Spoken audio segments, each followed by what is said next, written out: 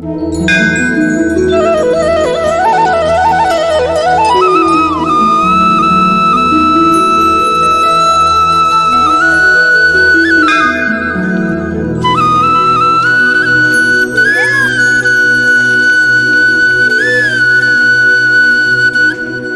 Guys, welcome back to another new blog. This is Keshav Sharma और आज हमारी टीम के साथ हम फिर से नरवर के किले पर जाने वाले हैं।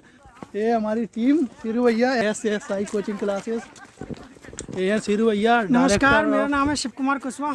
मैं श्री साई इंस्टीट्यूट के अपने कुछ खास स्टूडेंट के साथ आज हम केशव भाई के साथ किला घूमने के लिए आए हैं और मैं केशव भाई से रिक्वेस्ट करता हूं कि वो हमें बहुत अच्छे से किला घुमाएं। बिल्कुल, हम तो घुमाएंगे ही। सारे हमारे SSI कोचिंग क्लासेस के स्टूडेंट हैं जो अपनी अपनी गोल के लिए तैयारियां कर रहे हैं। दौड़ के हेलो ब्रदर, हेलो इधर, क्या नाम है आपका? और आप किसकी तैयारी कर रहे हो? SSI कोचिंग क्लासेस से आपके क्या बेनिफिट्स हैं? क्या आपको कैसी तैयारी अच्छी? सीरू भैया किस तरह से आपको पढ़ाते हैं, आपके उसके लिए क्या कहना चाहोगे? सीरू भैया बहुत अच्छे पढ़ाते हैं, इसके लिए मैं सबसे रिक्वेस्ट करता हूं कि उनसे ऑनलाइन जो भी क्लास हैं वो ले सकते हैं और ऑफलाइन भी बहुत अच्छी कोचिंग। आप कितने समय से रेगुलरली क्लास ले रहे हैं? मुझे ज़्यादा टाइम नहीं हुआ, अभी 3 महीने लगभग। कैसी काय की प्रिपरेशन कर रहे हो आप? काय की तैयारी कर रहे हो? MP पुलिस मेरा फॉर्म डला है। अच्छा, और आपका नाम? पुष्पेंद्र चौबे। कब से आप SSI कोचिंग कर रहे हो?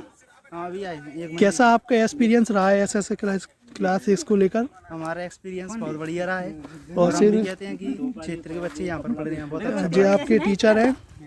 ये हमारे टीचर जी हैं। अच्छा, आप इनकी कैसी पर्सनालिटी है? आपको किस जो पढ़ाते हैं तो आपको किस तरह से अनुभव होता है? कैसे आप अपना अनुभव शेयर करना चाहोगे? इनका अनुभव बहुत अच्छा है, ये पढ़ाते हैं तो एक एक चीज़ समझा के। सर की भी काफ़ी कुछ क्वालिफिकेशन है। सर आप बताइए आपकी क्वालिफिकेशन थोड़ी बहुत, आप किस तरह से बच्चों को ट्रीट करते हैं? जब आप इतने सारे बच्चों को एक साथ पढ़ाते हैं, किस तरह उन्हें आप ट्रीट करते हैं? सबसे पहले मैं आपके चैनल का धन्यवाद देना चाहता हूं जिसने मुझे इस लायक समझा और मेरा रिजल्ट नरवर और आसपास के क्षेत्रों में काफ़ी सराहनीय रहा है। मैं और मेरे बड़े भैया हम साथ में मिलकर पढ़ाते हैं और देखिए, एक टीचर तो अच्छे से मेहनत करता ही है, बल्कि एक स्टूडेंट भी जब अच्छे से मेहनत करता है तो उसका सिलेक्शन सुनिश्चित होने में काफ़ी कम समय का लगता है।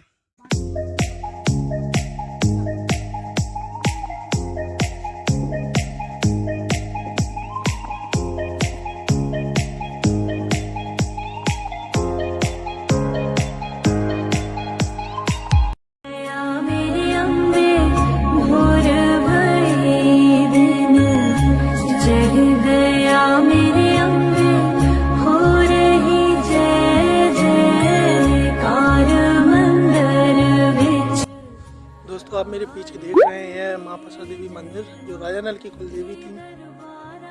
और ये पूरा प्रांगण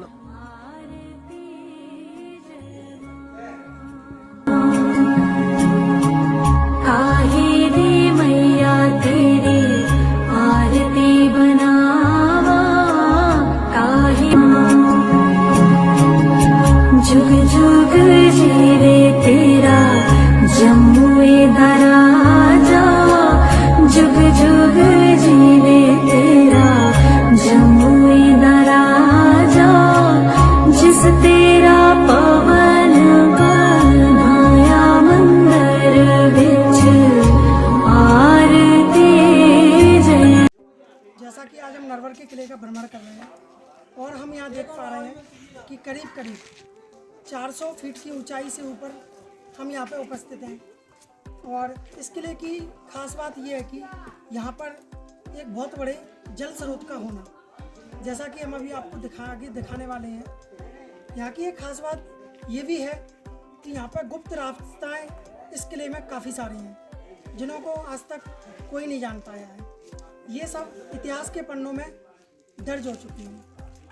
आज भी ये दीवारें अपने ज़माने के इतिहास को बयां करती हैं और इस किले का स्वरूप यहाँ पे बनाए रखे हुए हैं।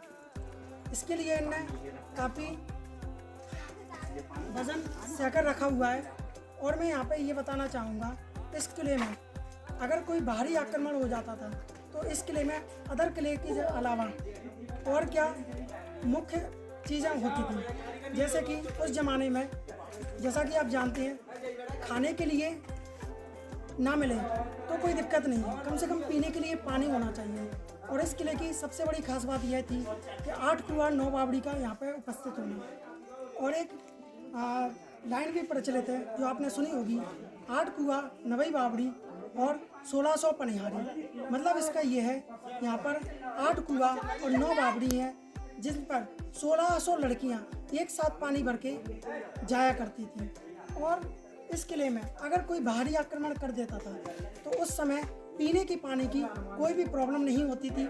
और गुप्त रास्तों का फ़ायदा ये होता था, अगर कोई बाहरी देश हम पर आक्रमण करता था तो यहाँ से गुप्त रास्तों के जरिए दूसरे नरवर का यह किला प्राचीन इतिहास में अवैध किलों की श्रेणी में रखा गया है, क्योंकि इस किले पर ना तो खाने की कोई परेशानी हो सकती थी, ना ही पीने की कोई परेशानी। जैसा कि आप जानते हो, 8 कुआं 9 बावड़ी में पर्याप्त मात्रा में पानी था और यहाँ पर काफ़ी बड़े बड़े जलाशय भी उपस्थित हैं जिससे पानी की आपूर्ति अच्छी तरह की जा सकती थी। और अगर खाने की प्रॉब्लम होती भी थी तो यहाँ से गुप्त मार्ग के जरिए अपना राजदूत भेजकर पड़ोसी मित्र राष्ट्र से हम हेल्प ले सकते थे। और उस ज़माने में ऐसा किया भी जाता था।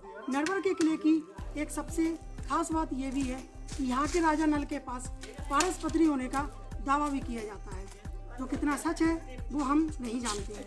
लेकिन पारस पत्री के बारे में ऐसा जरूर कहा जाता है कि अगर उसको पत्थर से टच कर दिया जाता है तो वह सोने में परिवर्तित हो जाता है।